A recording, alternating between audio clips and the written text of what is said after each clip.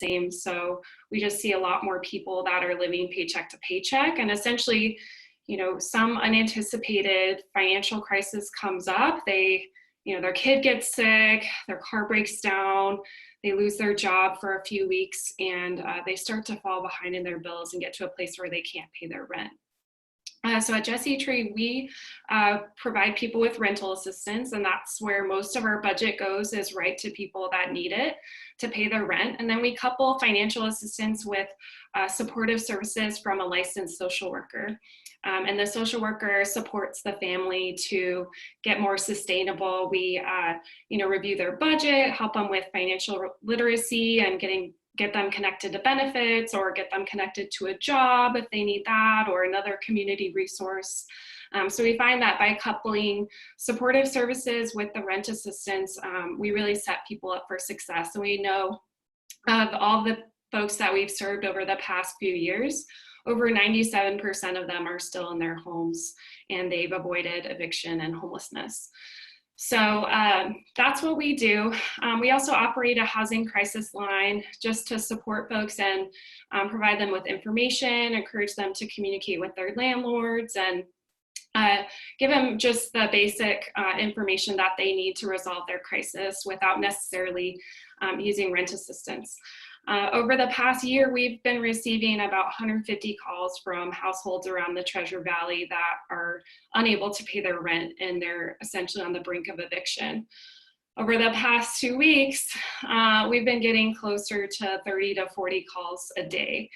So if it continues at this rate, we're essentially going to need to triple our capacity to offer rent assistance to people. So that's where we're at right now. Just been hearing from a lot of people around the community that have lost their jobs, particularly people in the service industry. We heard from a young couple the other day that, they were both in the service industry, both lost their jobs, and they had also had a series of other crises happen over the year. The woman had gotten sick and hospitalized a few times, so they don't have any savings, and they're not able to pay their April rent right now. We're also hearing from a lot of people that maybe they have a little bit of savings to cover a month or two, but they're really worried about what's going to happen in May and June while they're, using up their savings right now. So that's, our biggest concern right now is just more and more people are going to fall behind in their rent, and they will get to a place where our community will get to a place where a lot of people are falling behind and potentially being evicted. So we are just trying to right now raise money to provide more rent assistance to people that need it right now, and keep as many people as current as possible with their rent during the current crisis. Thank you so much, Allie.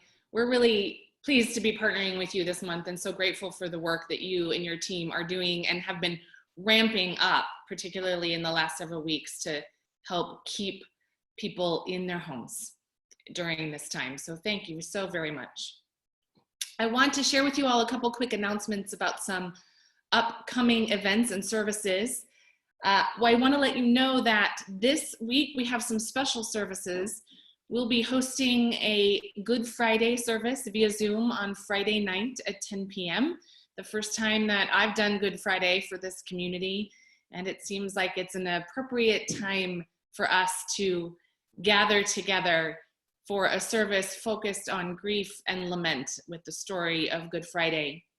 And then our Sunday morning Easter service, we are partnering with the Unitarian Universalists up in Moscow, Idaho at the UU Church of the Palouse, and doing a big service together, which will start at our usual time at 10 a.m. But in order to accommodate the time change and their service times, we'll go for 90 minutes, but it will be fun and full of beautiful music and virtual choirs and all kinds of cool bells and whistles. So we hope that you'll join us for a beautiful Easter celebration on Sunday. And then I'm also very excited to announce that our own pianist, Mike Lemieux, has offered to do a live Zoom concert. This is the concert that was up for auction and was a hot ticket item. And in light of the fact that he won't be able to do the concert at the house party at this time, he's going to offer the live concert to the whole community on April 25th, a Saturday at 4 p.m. And of course, those of you winners of that auction item, you will still get your house concert as soon as we're able to do that. But we hope that you'll join us for that special event. Look for those details in your email. So I want to invite us all to take a moment and breathe together. To center yourselves in this time and space, to look around your space and orient yourselves to the sacred beauty that surrounds you wherever you are.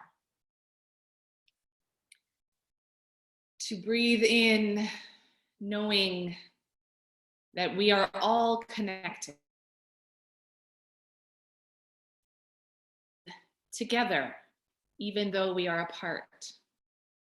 And I share the words of our poem this morning, and I invite you to hear these words to the idea of home, the home that is the theme for our community right now. Thou art the song of my heart in the morning. Thou art the dawn of truth in my soul. Thou art the dew of the roses adorning. Thou art the woven whole. Thine is the grace to be steadfast in danger. Thine is the peace that none can destroy. Thine is the face of the need-driven stranger.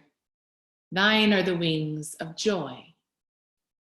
Thou art the deep, to the deep in me calling. Thou art a lamp where my feet shall tread.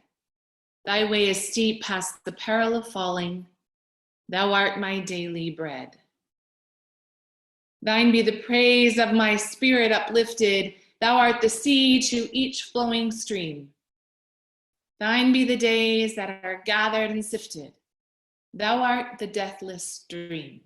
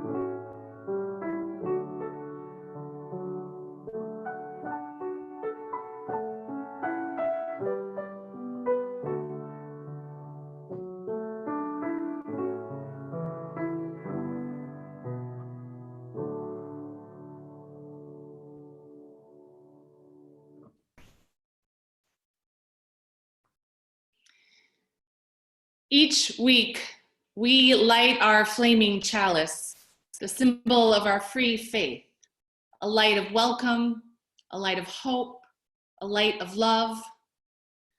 We join hundreds of other Unitarian Universalists lighting chalices today in homes and virtual worship services, reminding us that we are all connected to one another and to a larger community of faith and love. If you have a chalice nearby, we invite you to light it with us. And if you are able, we invite you to hold your chalice up to your video camera for those of you that have video. You can click on the gallery view and maybe see a few chalices that are being lit today. Although we couldn't transport our beautiful chalice from our sanctuary here to my house, this chalice is a special chalice to our community as well, handcrafted by our own Jay Wexelberger, this beautiful bowl chalice. So we light this chalice today, and as we do, I offer you this call to worship.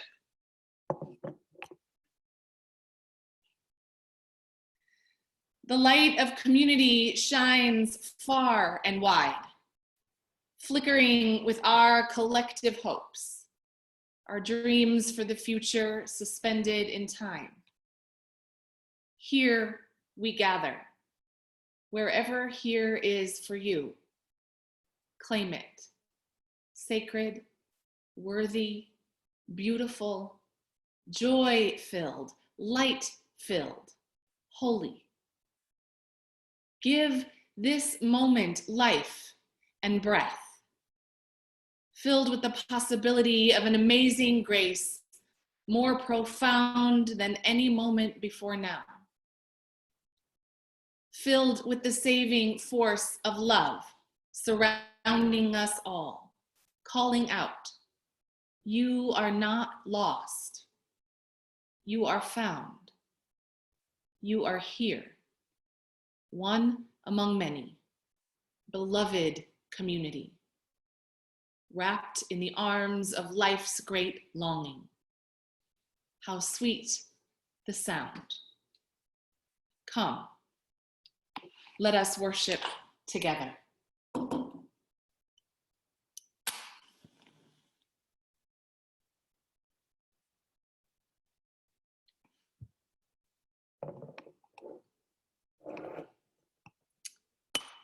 So with our chalice lit, I have a brief time for all ages. For all of us, but if there are any children among us, I invite you to come forward if you're able, or if you're just out there listening, that's fine too. Our time for all ages is a quick one, and I want to introduce you to a family teddy bear that belongs to our family. This belonged to our eldest, Jax. It was a gift to him from some friends long ago. I don't know if you can see this teddy bear, but it's pretty loved. It used to be pretty white and fluffy, and it's been loved and touched so much that it's gotten a little bit worn. But those are the best friends that we have in our lives, the ones that are loved and worn. And I know that a lot of us have been taking a lot of walks outside because we need to get our bodies moving, and it's lovely to be outside and breathe some fresh air. And so I wonder if on your walks you have started to notice teddy bears in people's windows. This is a phenomenon that's happening across the country, where in order for families and kids to feel connected and to have some fun and adventure, there are teddy bear hunts going on all over the country. So kids on their walks can search windows for teddy bears. So this is the teddy bear that will be in our family's window. And we live in the Castle Hills area. So if you're nearby, come and take a walk through our neighborhood. Every day that we walk, we see more and more and more teddy bears popping up in windows. I know there are lots of teddy bears in the North End because I've read some stories about them, but I bet that in every neighborhood, there are still teddy bears that are popping up. And I bet that it's pretty hard if you're walking your neighborhood and you glance and you see a cute little teddy bear or 3 or 5 in the window, that it's pretty hard not to smile and take in some of that moment of comfort and joy, realizing that our teddies have provided so many of us with so much comfort over the years. And so until this worship service is over, this sweet teddy bear, he's just been sitting on my lap, and he's going to continue to sit there throughout the worship service today. And I look forward, and you're welcome to share what neighborhoods you all are in, and if you're putting teddy bears in your windows, so that those of us nearby can come and see the teddy bears in your windows. So thank you for that joy for all of us that you all are providing, especially the youngest among us. If you have your teddies with you or your other furry friends, perhaps the live ones that are sitting nearby, they bring great comfort and joy. Let us all join in singing together. Let us sing our hymn, My Life Flows On in Endless Song. Make sure we're being unmuted. I'll give us a lantern.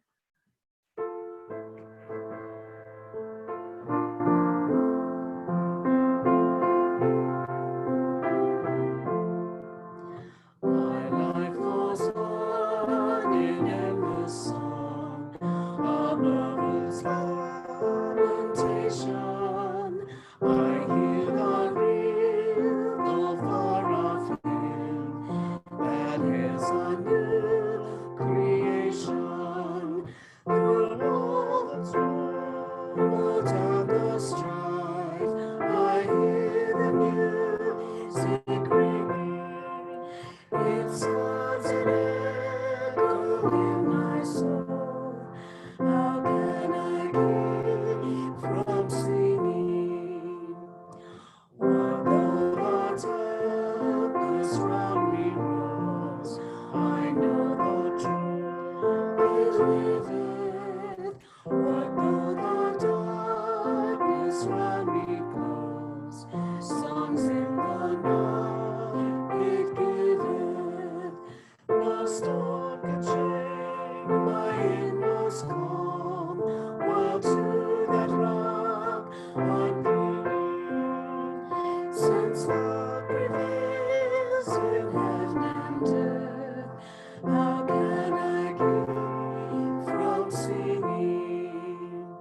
When tyrants tremble as they hear the bells of freedom ringing, when friends rejoice both far and near, how can I keep from singing? To prison cell and dungeon warm, our thoughts to thou are winging.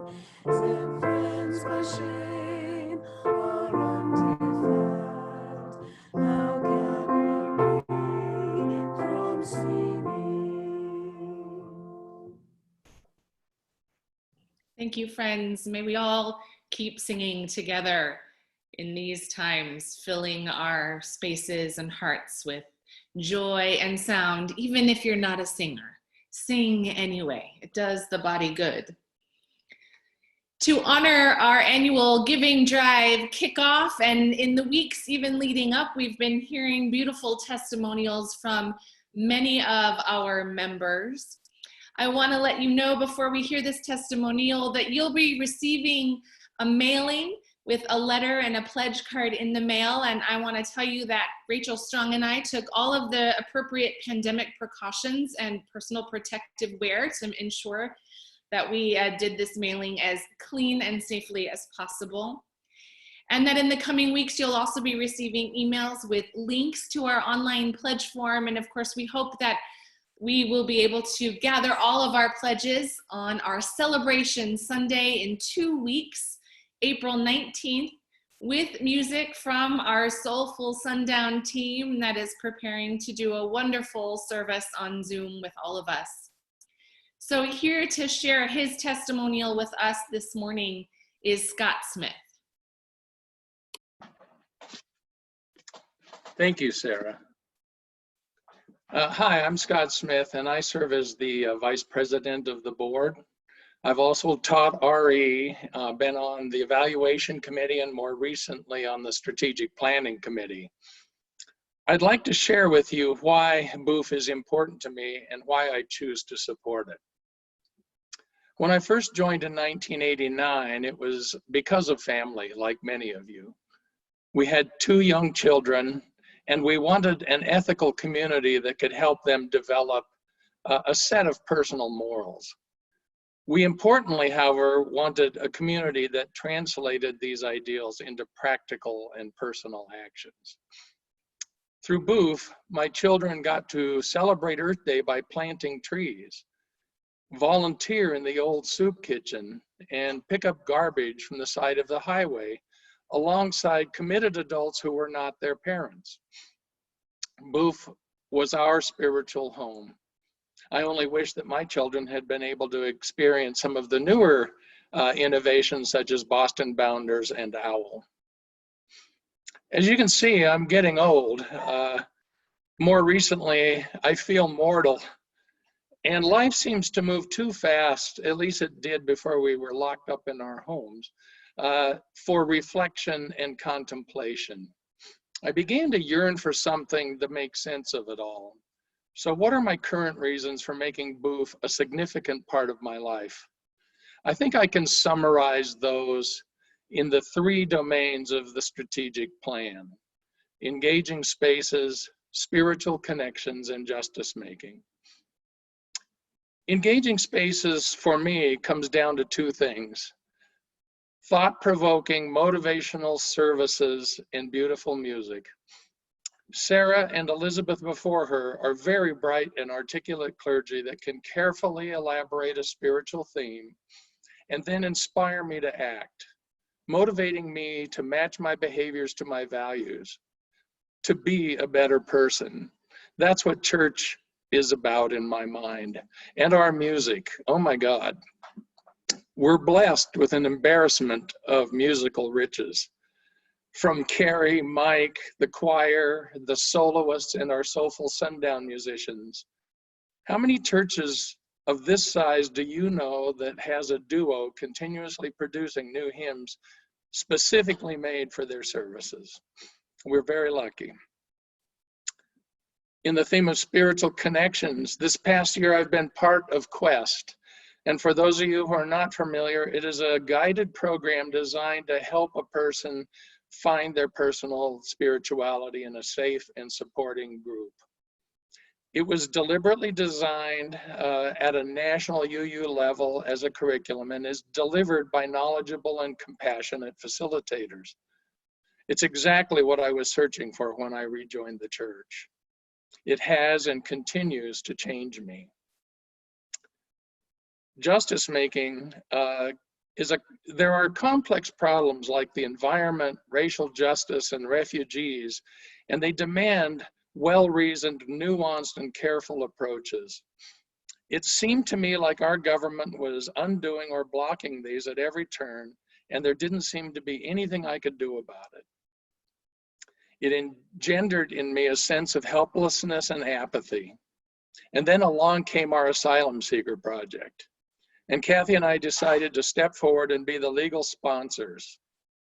This has been fantastically rewarding. Getting to know and serve Ramel, a bright and considerate young man, has been fantastic. The ripple effects from this project were unseen in our congregation, in other local congregations, and in other refugees, giving them hope and serving to direct a direct counter response to the ever tightening restrictions, immigration policies of our government. I now feel empowered and effective again. So why is Booth my spiritual home? Why do I choose to make it my place to gather and give thanks? Because it is the perfect place to raise self-aware, concerned, and capable children. Because services inspire me. Because adult RE helps me to clarify my spirituality and values.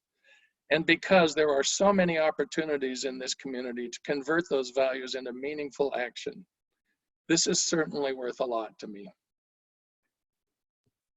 Thank you, Scott. Thank you so much. Thank you for all that you do for our community and for sharing with us this morning. We're blessed this morning to have with us Dr. Dan Prinzig, the Executive Director of the Wassmuth Center for Human Rights.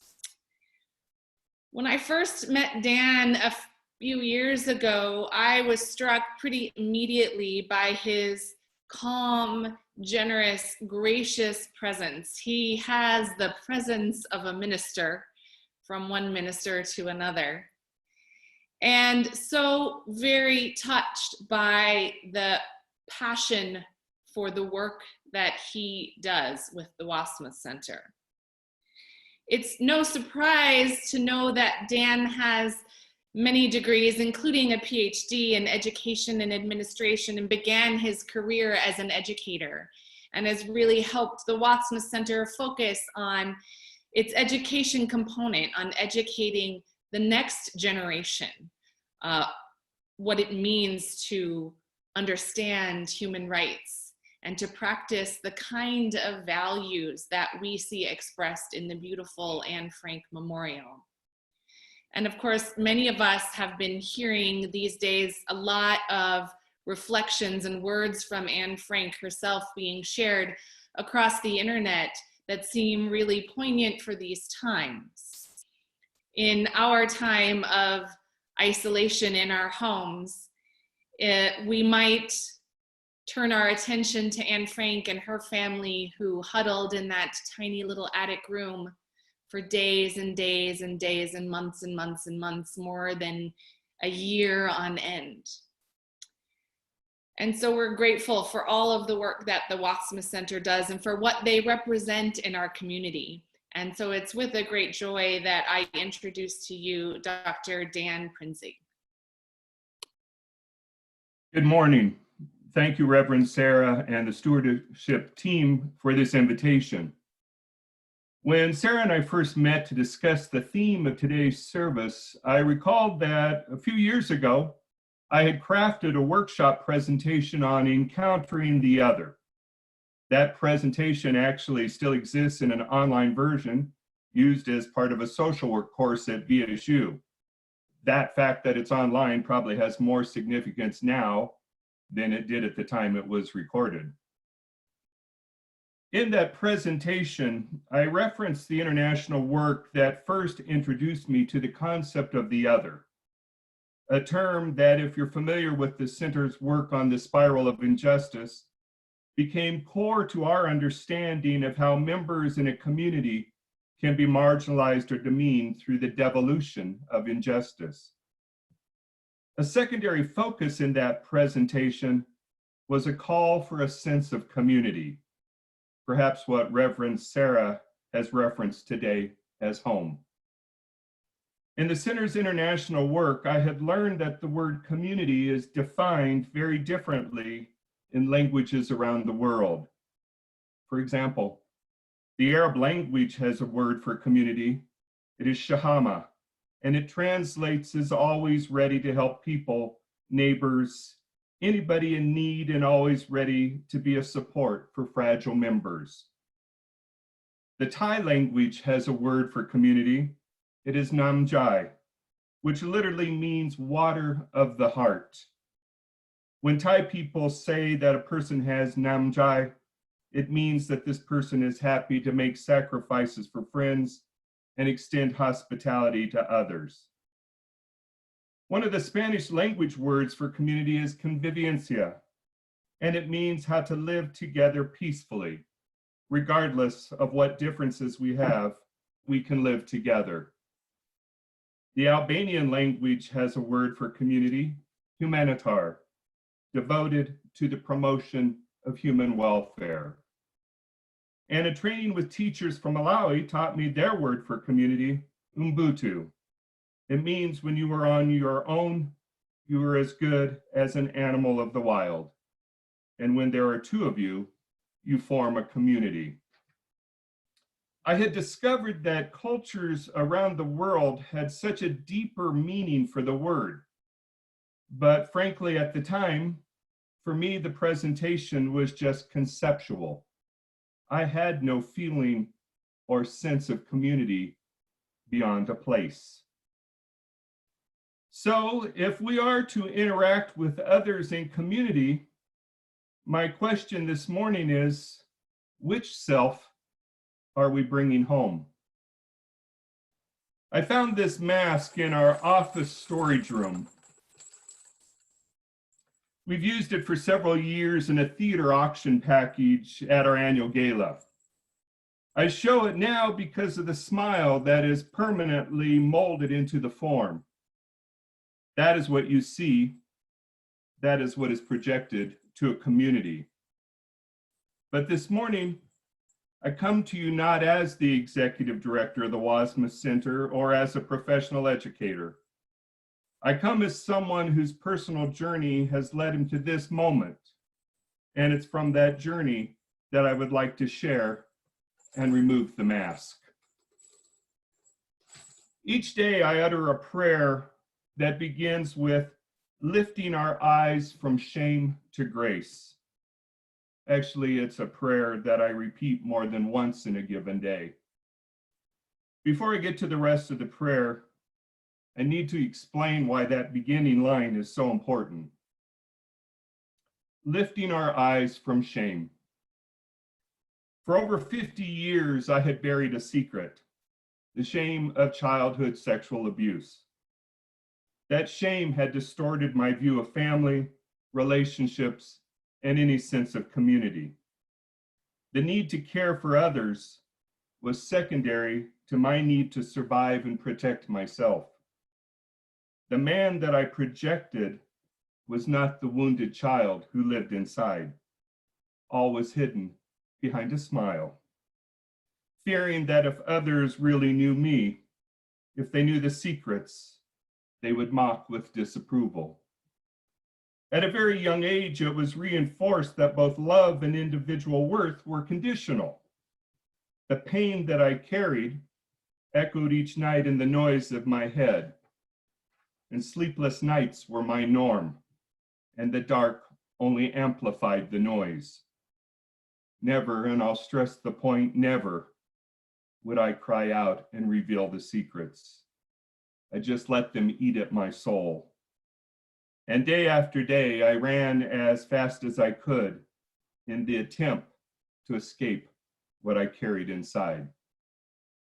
To confront and shed that shame, 18 months ago, I began a journey to peel away the layers of darkness, to be bathed in the light, and to feel the lightness of my own being, no longer harboring the secrets. And the light began to creep into my hollows and bring peace to this very weary traveler. I lift my eyes from shame to the light and to grace. Now, I must admit, I had no idea what grace was. It was defined for me as a gift that is freely given. Besides the mere thought of unconditional gifting, I just liked the sound of that. But the question that begged for an answer, what is the gift? Lifting our eyes from shame to grace. If you know the words to the Serenity prayer, please join me.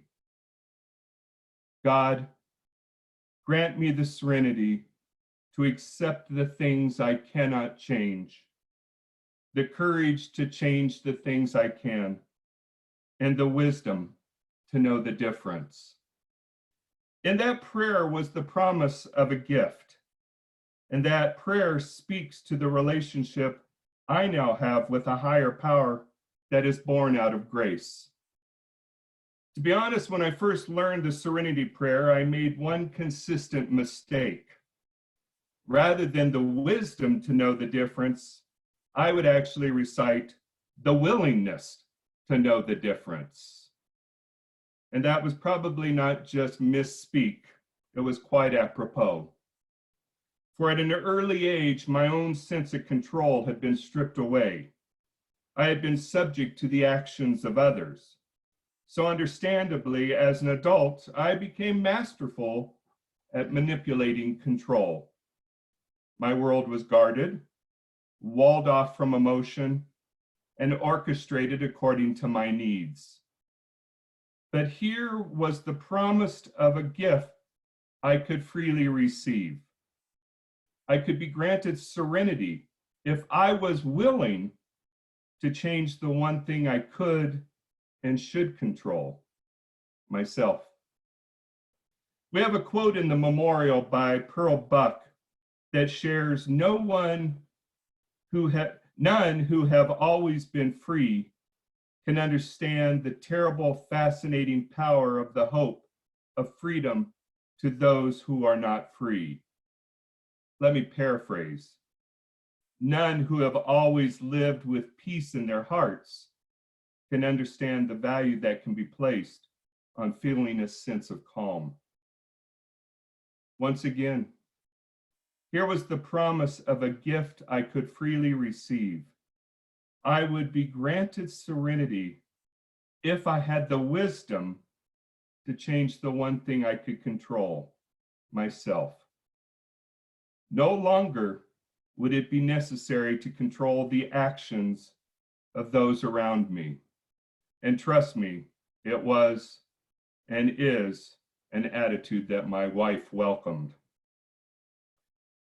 In turning attention to my actions and reactions, I've had to honestly ask myself, what can you do to be the best version of yourself today? Yes, and as the prayer includes, it is a call for the courage to make that change, to bring my authentic self home. Viktor Frankl, the author of Man's Search for Meaning, wrote, "There is no need to be ashamed of tears, for tears bear witness that a man has the greatest of courage, the courage to suffer." In this journey, I've had to finally face and feel the pain so that now I can begin to feel joy. And yes, the tears flow, but the smile is now genuine. And the mask has been stored away, no longer needed as a shield, no longer needed as an image to project. The mask is not me. That was and is liberating. I would be remiss if I did not reference at least one quote from the Diary of Anne Frank.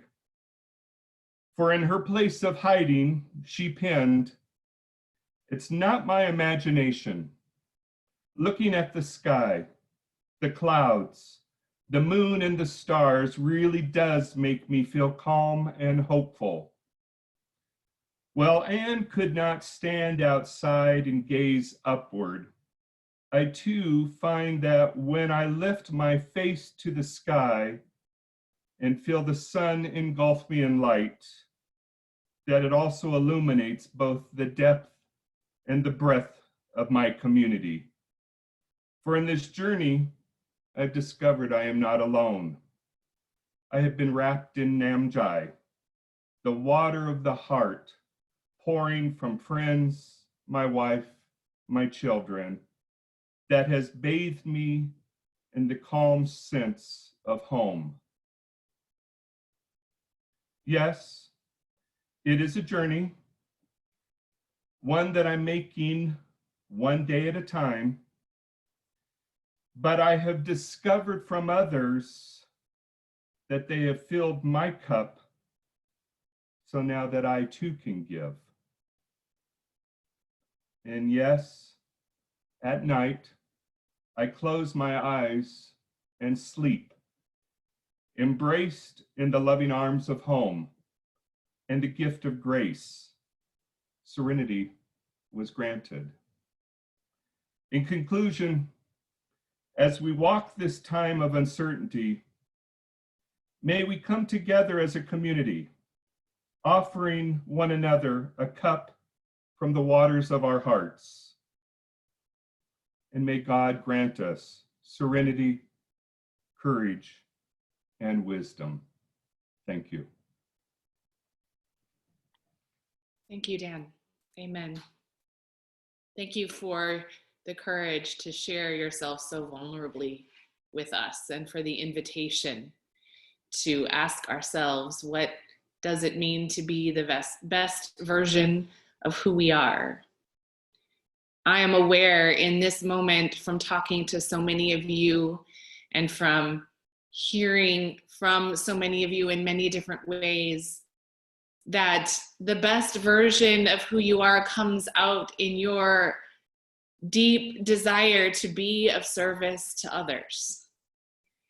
Rarely is anyone asking for what they need, although I encourage you deeply to do that if you need to. But I am hearing the question more often asked, who is in need? Who needs our help? What can I do? And I am comforted by so many of you that are offering yourselves up to be helpful to anyone during these times. And just your presence is enough. Our presence here together is enough. The best version of who we are is often expressed in that sense of giving. And we give to this community, we give to help sustain this community, this spiritual home that we all have created. And part of the way we do that is through our weekly offering, our weekly online offering now. You can participate in our Sunday morning offering by going to our website, boiseuu.org, and clicking on the Give at the top right there, highlighted in yellow.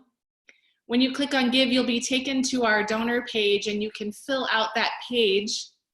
And I want to let you know that if you fill out the Sunday offering amount, that is our typical Sunday offering. So the 75-25, 25% of that amount will be given to the Jesse Tree at the end of the month. If you have a different way that you want to break out your offering, please use the special contribution box and tell us in the notes. If you'd like 100% to go to Jesse Tree, you can do that there. If you need to pay your pledge, a portion of your pledge, and then contribute to the offering, you can do that there. You can also give through the app Give Plus, the Give Plus app. You can download that on your smartphone through the Google Play or the Apple App Store. And thank you for those of you that are taking the plunge and using the app. We really appreciate all of the generosity. This community, in the weeks that we've begun this online offering, has been so very generous.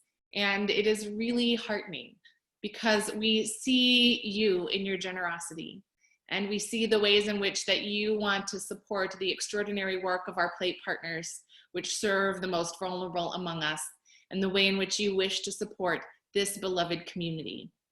We thank you in advance for your generosity. Our offering will now be received.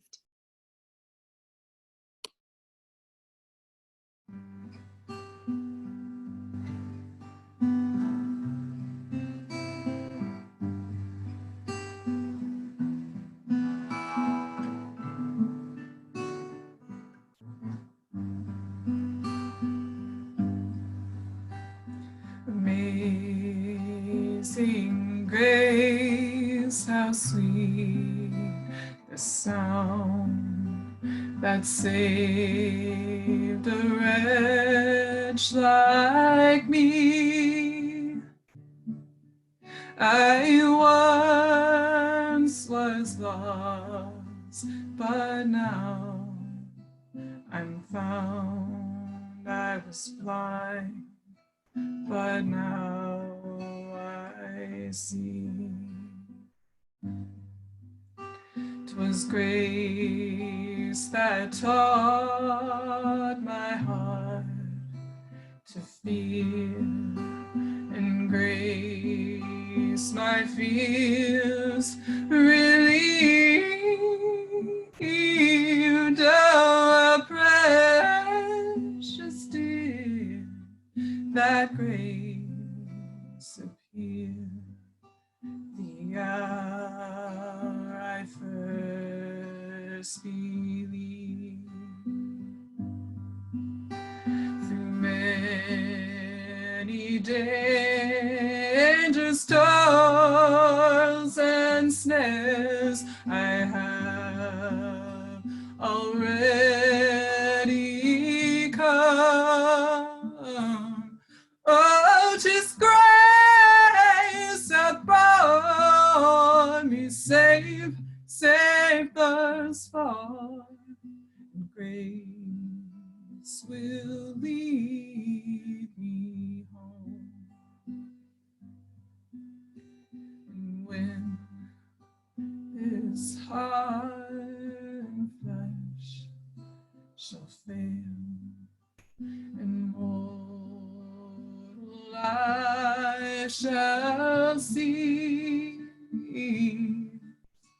I shall possess within the veil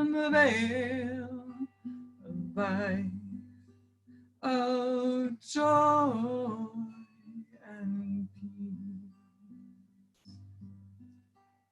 Amazing grace, oh, how sweet, sweet the sound that saved a wretch like me.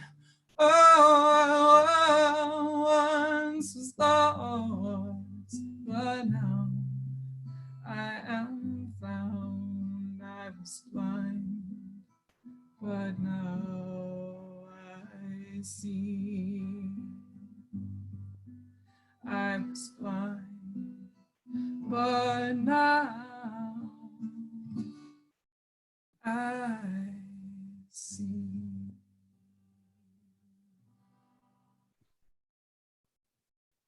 Thank you, Leslie.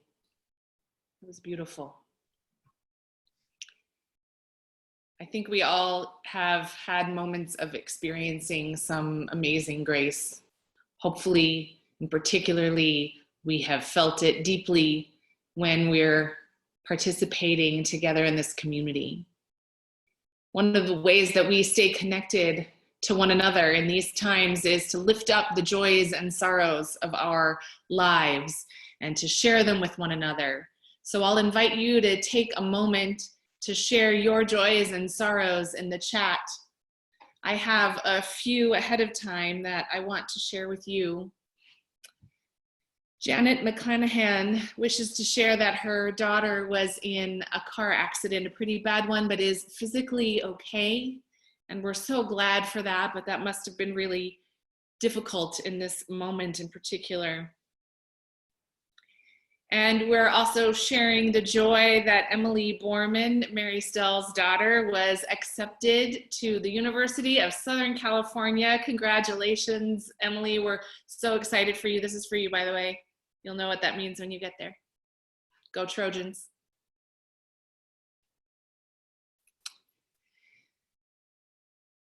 Thank you, all the gratitude that's being expressed for Dan and for Leslie and all of our worship participants today. Please do share your joys and sorrows with your community in the chat. We'd love to hear them. We'd love to hear what is on your heart this morning. What is bringing you joy? What sorrows do you have to share? I know from talking to many of you, several of you have loved ones who are in the heart of New York City, in the epicenter of the virus in our country. And so, of course, we hold your loved ones in our hearts and our prayers. Many of you have loved ones working on the front lines in healthcare. And we are constantly holding you in our hearts and our prayers as well. Many of you, like Sue Langley shares, her dad's retirement facility is now on lockdown, so he can't leave or meet with anyone. And Sue's trying to decide whether she should go get him and bring him here. And I know that's true for so many of you who have loved ones in assisted living facilities and other states and other venues that are on lockdown. And it is deeply worrisome to figure out how to best support them and how to stay connected with them. Lots of gratitude for the health that continues in people's lives and stability.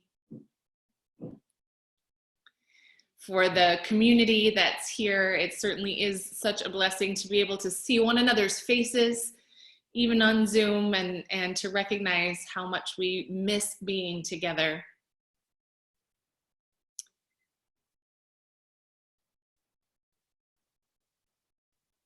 Carrie asked for prayers for her daughter, Bonnie, who's being activated in the Air National Guard, and for her daughter who just took a job at the grocery store. We forget sometimes our grocery employees are also on the front lines there.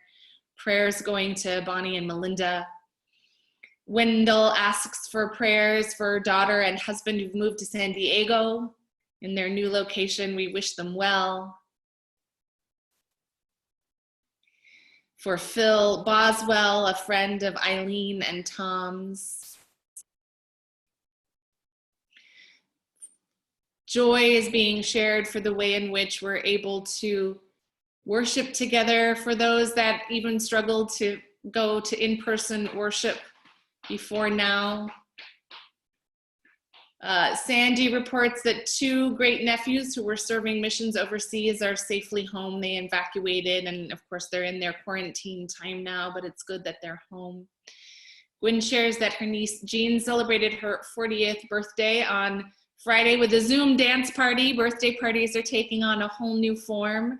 It's really delightful to hear how many of us are connecting with old friends and family members via Zoom in that creative space for family happy hours like Scott shares, and an online talent show, and joy for the community who is supporting everyone in words and financial support in this new world, for all of the ways in which we stay connected, for friendship, for our children who are safe and who are well in this moment and still happy. Thank you all. I encourage you to read all of the beautiful joys and sorrows that are here in the chat. Amber shares that her husband was laid off 15 days before they closed on their new home, and that they're able to rent out their house and have a new yard for their son. But Amber, we definitely hold you in our hearts and prayers. Blessings for Tony Zornick's daughter, Amy, who's in the ICU. For all of our friends and family out there. For the joys and sorrows that are named aloud, and those that we continue to carry with us in our hearts and throughout the week. I invite you to breathe with me and to join me in the spirit of prayer. Spirit of life and love, God of many names and no name, force of love that moves in us and through us. Grant us serenity in these times of unknowing, a space to rest in what is, to hold our sorrows and our joys in equal measure, with the depth of care and love we have come to know from this community,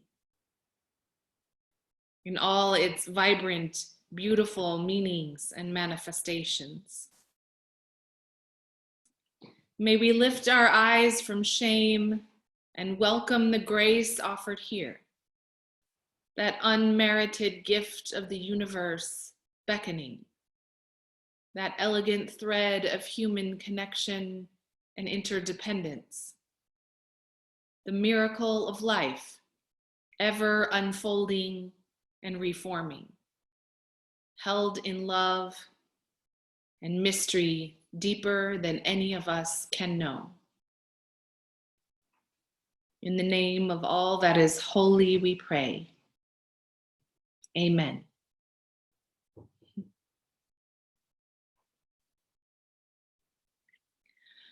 I want to close this morning by offering this reading from now deceased former minister of the UU Church in Tulsa. This reading was written quite some time ago, but it has particular resonance in these times that we find ourselves. This is a reading called "Why Should You Join a UU Church?"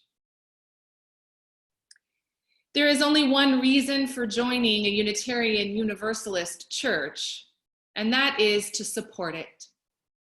You want to support it because it stands against superstition and fear.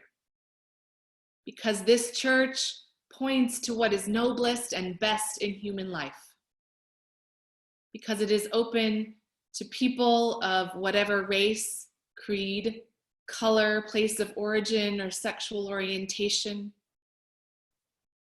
You want to support a Unitarian Universalist church because it has a free pulpit. Because you can hear ideas expressed there which would cost any other minister their job.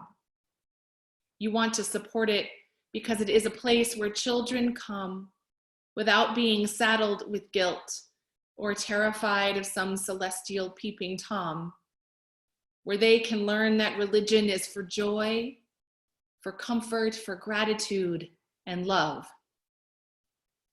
You want to support it because it is a place where walls between people are torn down rather than built up, because it is a place for the religious, displaced people of our time, the refugees from mixed marriages, and those who insist against orthodoxy that they must work out their own beliefs.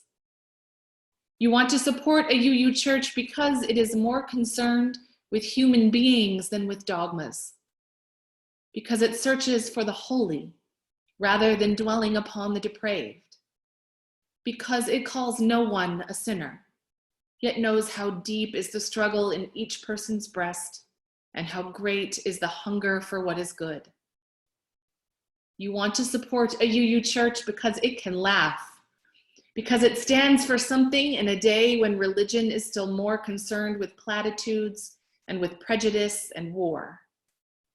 You want to support it not because it buys you some insurance policy toward your funeral service, but because it insults neither your intelligence nor your conscience, and because it calls you to worship what is truly worthy of your sacrifice. There is only one reason for joining a Unitarian Universalist church: to support it. Thank you all for your support of this Unitarian Universalist church. Let's sing together. Let's sing this beautiful new hymn written specifically for our annual giving drive, the hymn, "This Is Our Home," from Carrie Bastian and Mike Lemieux.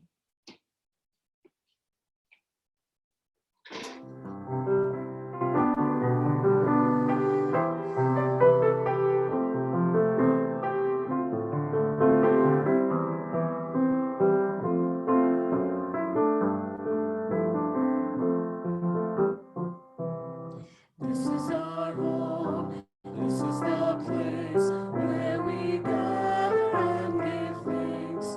Here we dwell.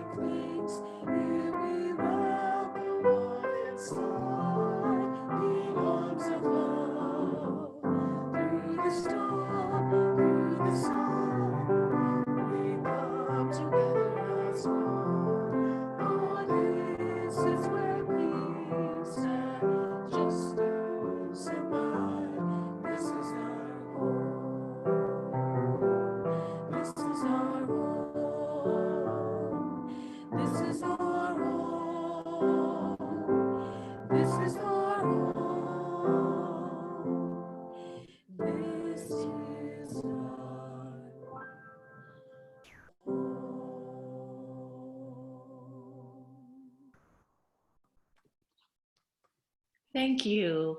Thank you so much, Carrie. And David, thank you for singing at the piano there. It's really lovely to see both of you singing together. Thank you for the beautiful words to that song. We're going to close in a moment with our closing blessing, but we will have our virtual coffee hour in breakout rooms, and I'll give a little bit more instruction to that after we close. So for our closing blessing, I invite you all to put your hands over your heart. Receive the blessing of love generated here. Receive the blessing of grace offered here. Receive the blessing of joy available here. Go forth knowing this community is our home. Go in peace.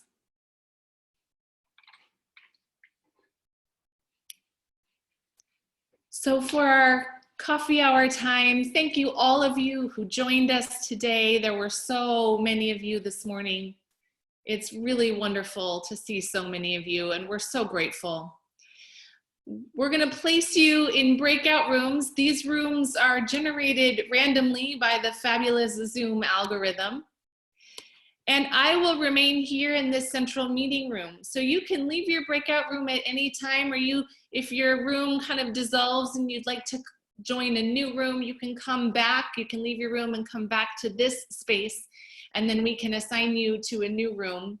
This morning, we thought we'd try small groups for about 10 minutes and then bring you back and reassign you to some new groups. And really, you're invited to just meet people, say hello, introduce yourselves if you don't know each other, and share a little bit of what's happening and what's new for you and what's going on, what's on your heart. For those of you newcomers who have joined us this morning, if you scroll up a little bit in the chat, Rachel's posted the link to our newcomer form. We'd love to send you those emails about ways you can continue to connect with this community. So we hope that you'll fill out that form before leaving us this morning. Again, blessings to all of you. Blessed are we all. Enjoy your coffee hour. Should I go?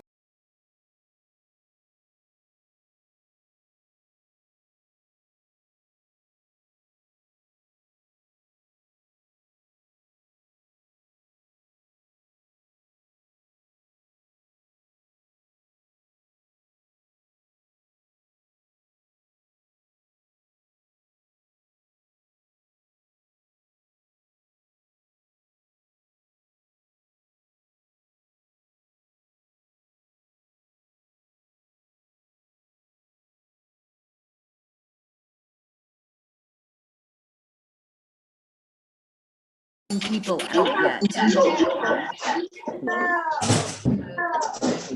morning, everybody. I muted all of you. So if you can go ahead and mute yourself. Wow, we're in a Unless big you group. have questions. Well, that's fine. That's fine. I'll just watch and see how it does. I mean, as long as you're having contact, that's all that matters to me. So that's great. Have a great day. So just to let everybody know in this meeting room who can hear and see my voice, you have been unmuted. You can now go through and mute yourself. You can unmute yourself. Some of you didn't get Way to make that little. Yeah, this is not the Big meeting room. Oh, well, this is like Hey, Hi, Roger. hey guys, hi everybody. Okay, I muted you all, but you still have the power to unmute yourselves because it was like a little chaotic there for a minute and I couldn't hear anything. So friends, this is the central meeting room. I see that there are still 71 of you here. Let me send some of you to a breakout room. You can unmute yourselves and ask questions if you want, because it's too many for us to be here in this breakout room.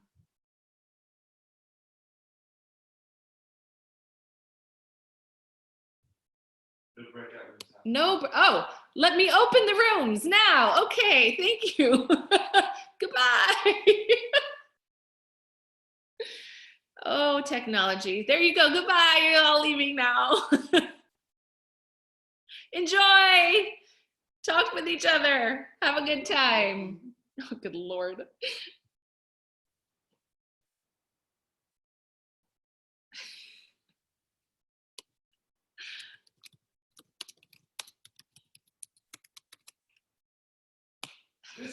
This just might arguably be the best breakout room in the history of breakout